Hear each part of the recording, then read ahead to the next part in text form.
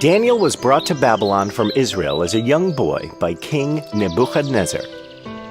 When the king took over Israel, he took with him the most intelligent and handsome young men from Israel to help him at his palace. Among these were Daniel and his 3 friends. Daniel was very handsome, honest, and intelligent. After a training period of 3 years, the king chose Daniel and his 3 friends from all the other young men to help him in his palace. Over time, Daniel earned the king's trust and affection as he helped the king solve many problems and worked very hard for the king. He was known for being wise beyond his years, and he was completely dedicated to his work. After the time of Nebuchadnezzar, another king ruled Babylon, and then another. All the kings who ruled Babylon trusted Daniel and depended on him for carrying out many tasks. Over the years, Daniel earned a very good name among the people of Babylon. He was praised for his intelligence, kindness, and hard-working nature. He understood the problems faced by the people and made wise suggestions that would help them to find a solution. He was a very devout believer of God and prayed 3 times a day without fail. When King Darius came into power, he was so happy with Daniel's services that he gave him all the responsibilities for running the country. The other senior counselors and ministers of the king grew jealous of him as they had to follow Daniel's orders. They met with each other and talked about this often. Babon and Samiel were 2 of the most senior men in Darius's court. They did not like the idea of the king's growing affection towards Daniel. They feared that the king would favor Daniel over them. The king was placing more and more responsibilities on Daniel now, and he consulted only Daniel for solving the issues in the kingdom. The king felt that Daniel had the best possible solution for any problem. The other senior members of the court were becoming afraid that they would no longer be needed by the king and they would be thrown out. The most senior members of the court were Babon and Samiel, and they shared the same worry: how to get rid of Daniel. One day, Babon and Samiel met at a wayside inn to discuss this problem. This Daniel is becoming even more powerful with every passing day. The king only listens to him now. We have been serving the kingdom for so many years, and yet the king does not even ask for our opinion on anything. If this is the case, I am certain the king will remove us from the service of the court. We will have to go back to the streets selling pots to make a living. Quite true, my friend. We have to do something about this. It is a matter of our survival. We must find a way to remove this Daniel from the king's court immediately. It's not easy, Babon. He has a great reputation. The king will not simply remove him because we say so. We have to be very careful. We must destroy his reputation. I've observed him very closely for some time now, and it's next to impossible to find any fault with him. He's an extremely devout man and prays to his God 3 times a day. He's very popular among the people as well. Wait, you said he prays 3 times a day to his God, right? Yes, everybody knows about this. Why? I think I have something we can use against him. If my plan works out, we will have to never worry about Daniel anymore. What is it? Tell me. And so Babon and Samiel devised a plot that day. They returned to their homes, agreeing to meet in court the following day. The next day, Babon and Samiel arrive at the palace to meet with the king. They talked about various issues of the state and how happy the people of Babylon are with the king and his rule. They praised the king on his bravery, his sense of justice, and how kind and merciful he was. The king was very pleased with what Babon and Samiel had to say. Then Samiel made a suggestion for a law to be passed. My lord, the people of Babylon are indebted to you. The kingdom is thriving and its fame has reached the far ends of the earth. This has all happened only because you are the king. No other king has achieved so much for their kingdom as you have. I think that we need to celebrate this occasion and give the people an opportunity to show their gratitude to you. Your words please me, Samuel. You are truly a loyal subject of Babylon. What do you suggest we do? My lord, I'll explain.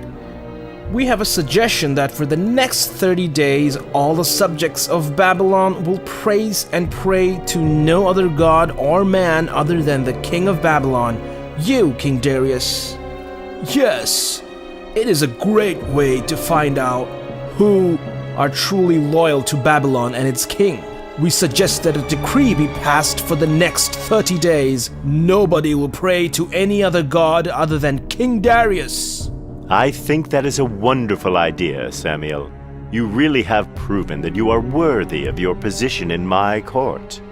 But I must first discuss this with Daniel before I go further with this.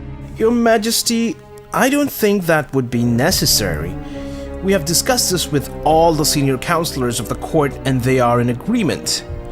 Daniel would without doubt be overjoyed to have this law passed. Why waste time over discussing it again with Daniel? We have prepared the decree for you to sign on, Your Majesty. Here's the scroll. The king believed that Daniel was aware of the law. However, Daniel was not consulted about this, and so he was not aware of it. Babon had sent 2 guards to Daniel's house at the time that he offered prayers to his God. As soon as the soldiers saw Daniel praying to God, they immediately moved in to arrest him. Daniel, didn't you hear of the law passed by the king? What law? What have I done wrong? Why are you arresting me? A new law has been passed by the king stating that no citizen is to worship any other god other than King Darius himself for 30 days. I am not aware of this. Very well, take me to the king. The soldiers arrested Daniel and took him to the palace to be presented to the king. The king heard the news of Daniel's arrest and he was very sad. He realized that his senior counselors had been plotting against Daniel all along, but he felt helpless as the law had been passed. Nobody could be exempted from the law once it was written, even the king himself. When Daniel was presented to him by the soldiers, he felt heartbroken. Samuel and Babon were also present at the court. They were happy that their plan was working out as they hoped. Daniel, what have you done? I thought you were aware of this new rule. Do you have anything to say to defend yourself? My lord Daniel has defied the rule of the kingdom. This is as clear as daylight. Several people have watched him offering prayers to his God. You cannot pardon anybody who breaks the law. It will not be considered righteous or just. Daniel must face punishment. He should be thrown into the lion's den. I have nothing to say, Your Majesty. I am a servant of the kingdom, and I am ready to face any punishment that you give me. I have no choice, Daniel, but to command that you be thrown into the lion's den. I hope that the God you pray and worship will save you.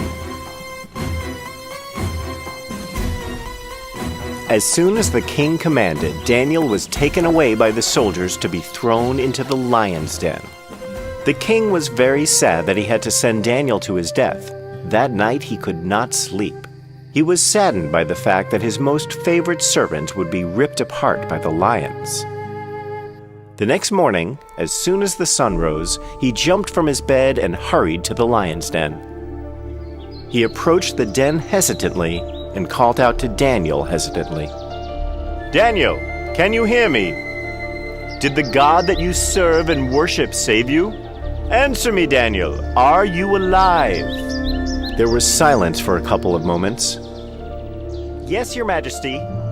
And then Darius heard a voice that made him jump with joy.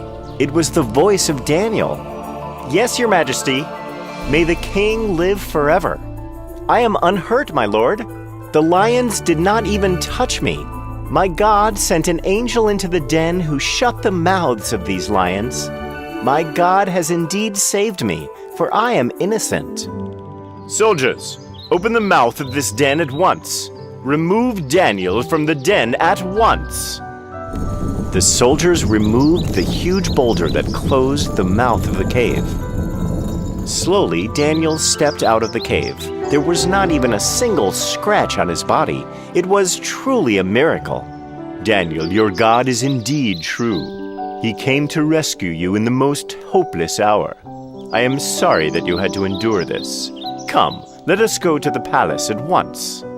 When news of what had happened to Daniel spread around the kingdom, the people were amazed and stunned. Babon and Samuel realized that their evil plan had gone wrong. When the king arrived at the palace with Daniel, he ordered the soldiers to throw Babon and Samuel into the same lion's den. The lions pounced on them and killed them instantly, breaking their every bone before they ate them. The king was overjoyed that Daniel was back at the court. He reversed the old law and made a new one stating that everybody in Babylon must pray to Daniel's God, the God who performs miracles to help those who serve him. And so, Daniel continued to serve the king and execute his duties faithfully for a very long time. He continued to pray to the true God until he died.